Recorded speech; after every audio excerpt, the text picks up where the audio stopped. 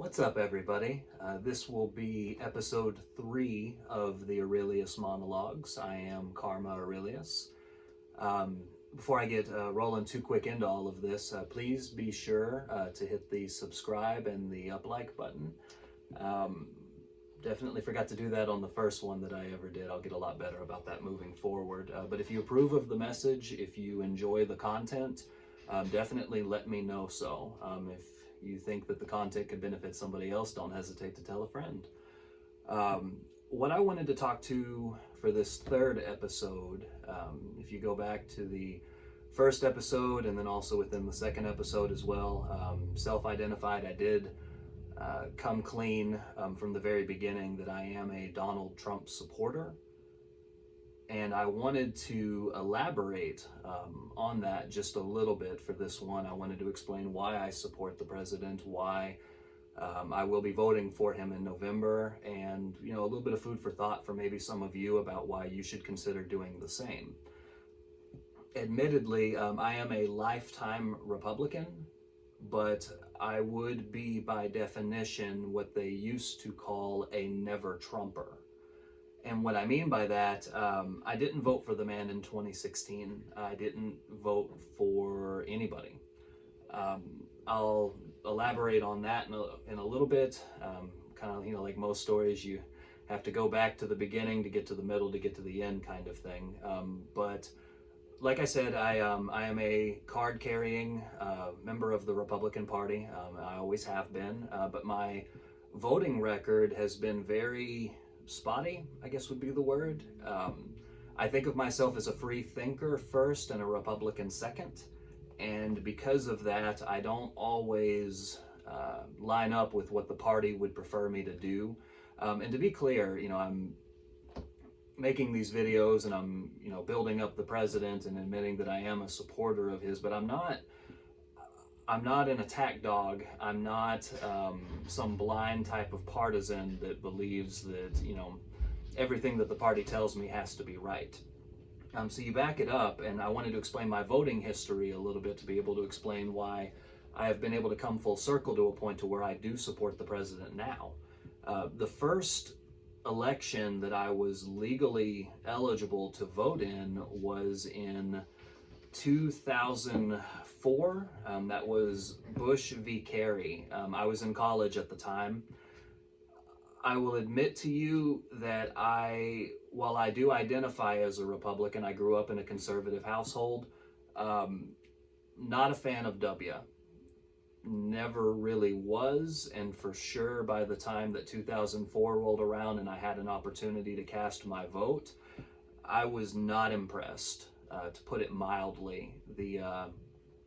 Both the Iraq and the Afghanistan wars, and it's funny that we treat them like they're two separate things, but they're obviously very tightly woven together in terms of our justification for some of the things that we did at the time, and a lot of the unsolved riddles that we still deal with when we're talking about the Middle East.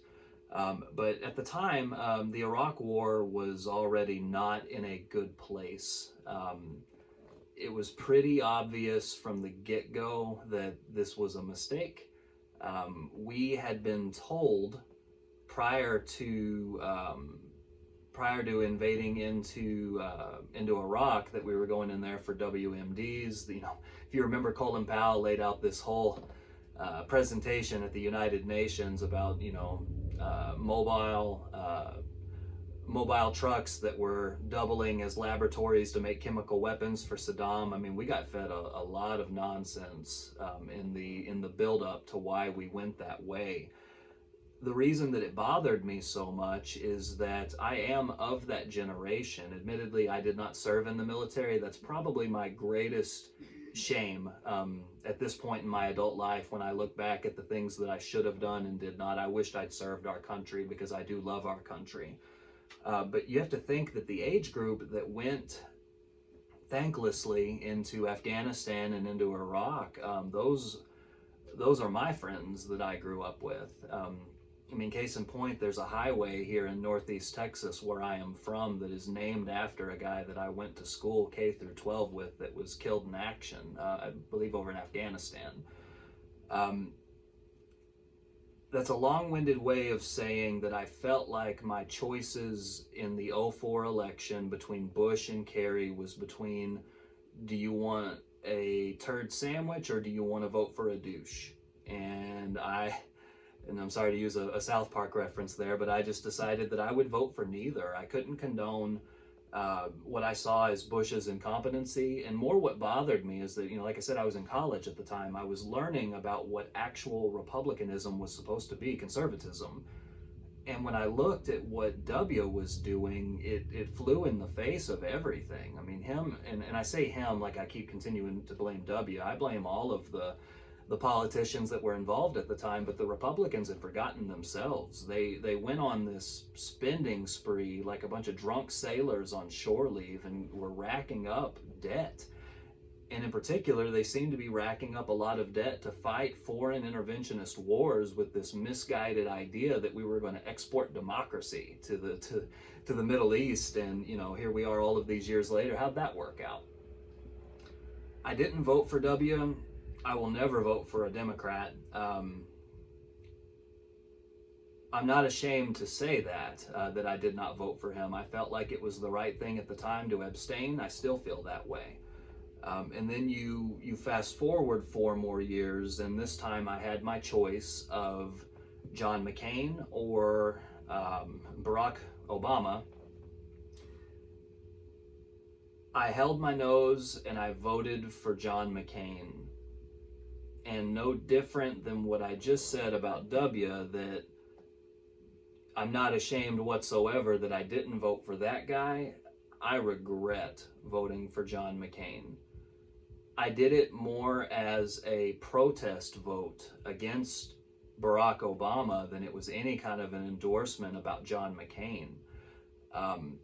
In particular, leading up to that election, the Reverend Jeremiah Wright tapes had leaked out a couple of months before the election, and that in itself told me everything that I needed to know about Barack Obama. Anybody that could listen to that kind of hatred and sit in the pews for 20 years, being told that America is to blame for every ill that befalls the world, that explains a lot about your worldview. I thought that John McCain was a phony. I thought that he was truthfully no different than W. I thought of him as a warmonger, as a profiteer.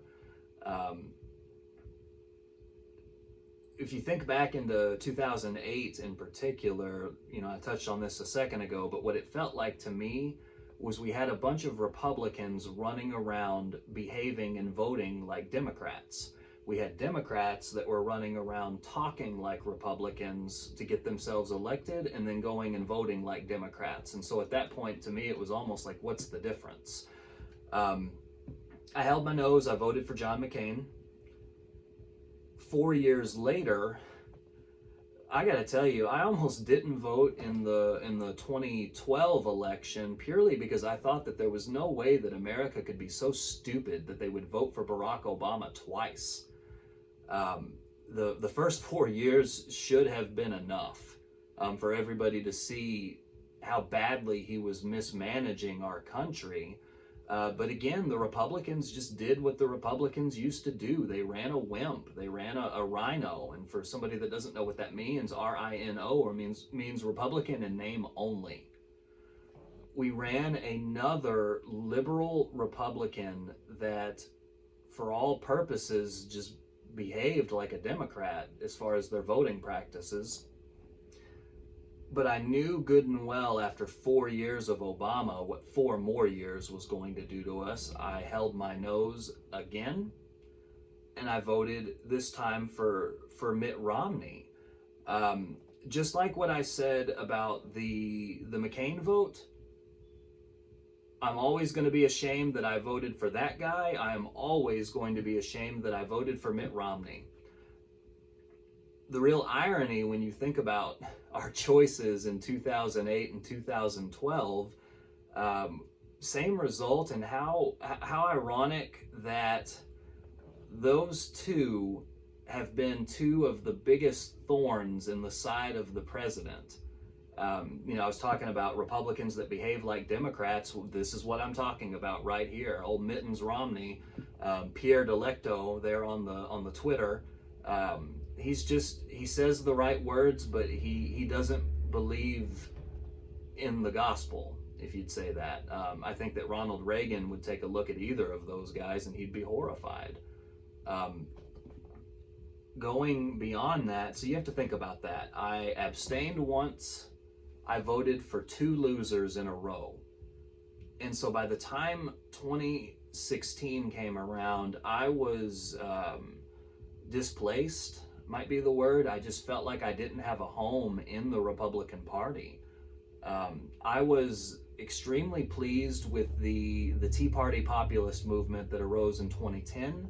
I was able to get behind that. I felt like it was a last-ditch effort by the people to try and rein back in some of the out-of-control government, and that's why I believe they did so well. Plus, it was a backlash to 2 years of Obama not doing a very good job. Again, we could have beaten him in 2012 if we'd run a decent candidate, but we chose Mitt Romney, and we got what we deserved in that sense. But you fast forward that to 2016, and now here I'm looking at it, and I've got choices again. I was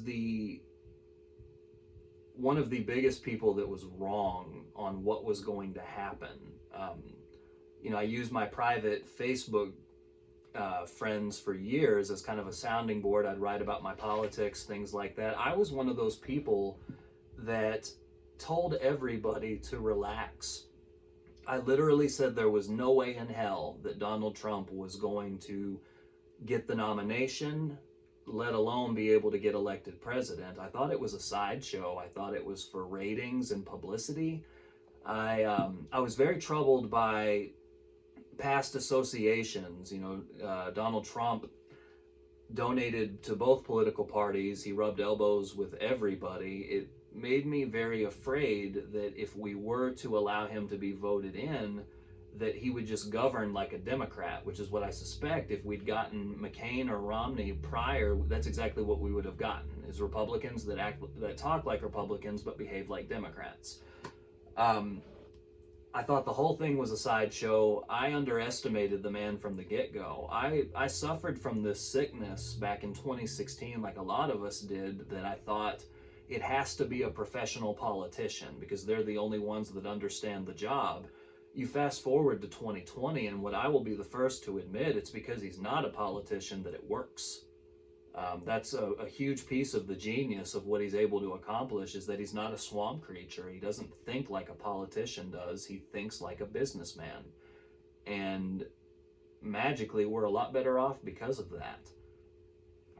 So what I'm getting at there is, I thought first there was no way that he was going to be able to beat out the slate of candidates that we had on that debate stage in 2016. I thought we had real talent there. Me personally, I voted for Marco Rubio in the Texas state primary, even though it was obvious at that point that it was kind of a two-man race between Ted Cruz and Donald Trump.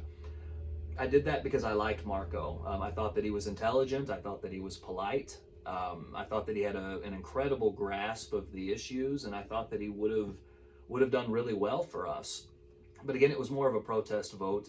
Marco didn't have a chance at that point when it was time for Texas to vote.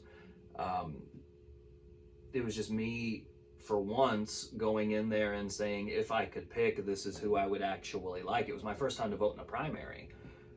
Trump wound up taking the nomination. And like I said from the get-go, I'm never going to vote for a Democrat unless something massive changes in my lifetime. It is impossible for me to believe that I'm ever going to be able to get behind their platform. For sure, I'm not going to vote for Hillary Clinton. I'd rather run naked backwards through a cornfield than do something like that. So I sat it out. I sat out what would be my second time to not vote. I allowed it to go the way that it did. And again, think about it from my point of view about why I did it. A lot of Republicans get very mad at me that I'm being transparent about this. They would prefer, I guess, I lie and just say, yeah, I was with Trump the whole way. No, I was very skeptical of him, rightfully. And I realize now, looking back on it, that's not an indictment of Donald Trump. That's an indictment of the Republican Party. What Trump actually turned into once he was elected, he's the populist president that we were screaming for in 2010, whether we realized it or not. The career politicians are the problem. And taking that a little bit further, what I'm getting at is that I am, by definition, like we said at the beginning of the video, what you would call a never Trump Republican. I was one of those ones that just dug in and screamed and screeched and said he'll never get it, and then when he did, I stayed out. How could you not be pleased at this point with what you have gotten if you're a Republican? I mean, I believe there's a reason why he's showing his 95% approval amongst Republicans right now. He's a Republican's dream. I say all of that to tell that story because this is me, in my own way, broadcasting this out to the internet to anybody that cares to take a click and to listen. And by the way, if you're still listening, thank you. I do appreciate it. If you haven't thrown the up like on it, but you enjoy the content, please do so. Please be sure to subscribe. Please be sure to tell a friend. But what I'm getting at is that I can admit that I was wrong. The dude's a force of nature in terms of everything that he was able to accomplish before the coronavirus came in.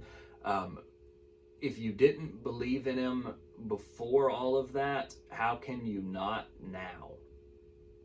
I mean, really, really think about everything that has gone on for the last 3 years. You remember the doom and gloom from the get-go. They said Trump's going to start World War III with North Korea. Trump is going to tank the economy in a trade war with China. No. Every prediction that the liberal fake news media has made about the guy has backfired in a big way. I'm extremely thankful that even though I did not participate in the 2016 election, that the man won, because it terrifies me to think, where would we be in a Hillary presidency right now? Think about all the, through like the impeachment hoax and some of the other stuff, think about all the truths that we wouldn't know about right now if Hillary had been allowed to slide into the Oval Office and keep all of that on the hush. And again, I always say this in my videos. I apologize if I'm rambling. I never use a teleprompter, a script, anything like that. I never edit these videos in that way. I do a first take, and wherever it goes with it is what I put out there. And I hope that y'all can at least appreciate the authenticity, even if it comes across a little scattered sometimes. So let me try and wrap this up by saying that I think that Trump is going to win in a landslide this time. Part of that is I think what's going to be a rejection of the fact that the Democrats have done nothing for 3+ years now while Trump has been getting things done.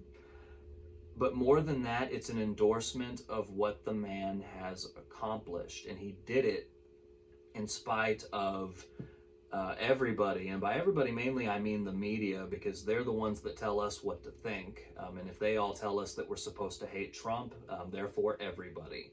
The man breaks down walls. He builds walls sometimes too, and I'm a big fan of that as well.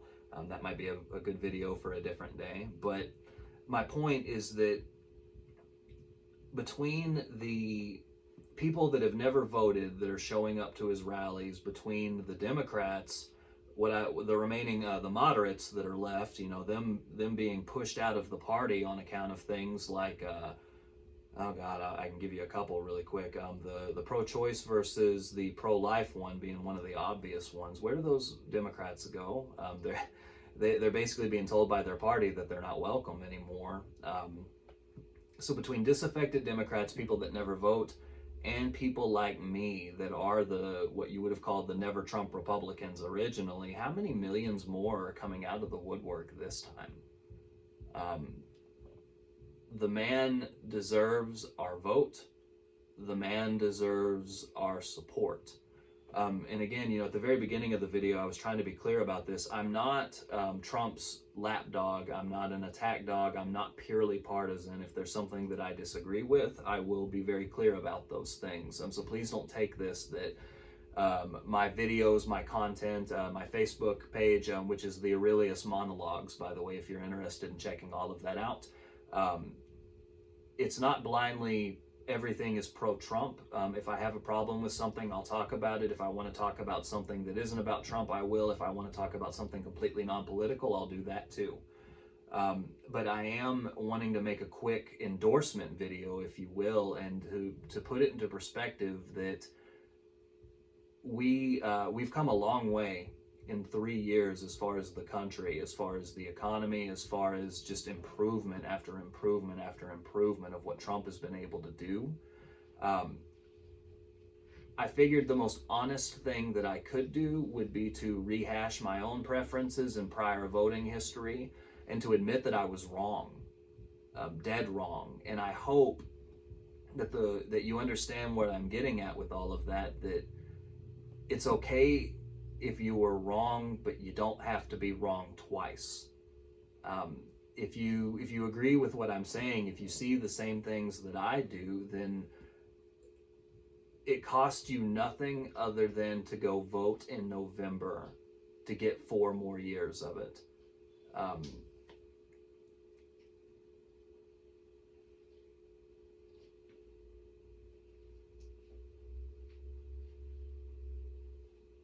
Okay, so anyway, thank y'all very much for taking the time. One more time, I'd remind you, please be sure to hit the like, hit the subscribe button, check out my Facebook page. If there is any particular content, any particular subject matter that you'd like me to deep dive on and do a little bit more, throw that into the comments and please let me know. Thank y'all very much. Please stay safe during the quarantine and y'all have a great rest of your day.